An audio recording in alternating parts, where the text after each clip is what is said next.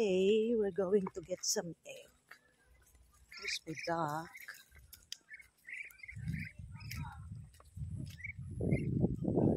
Get some egg.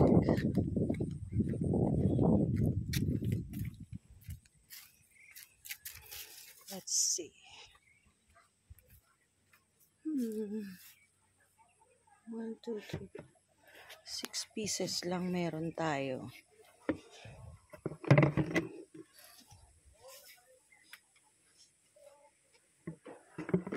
Ayan. We have egg.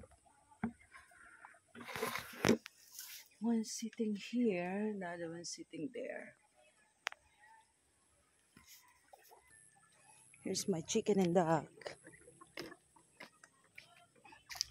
Got 4. Kunin lang natin 2. So, we have 3 duck egg here. Pick up the 2 egg chicken. That's our egg for today. Thank you for watching.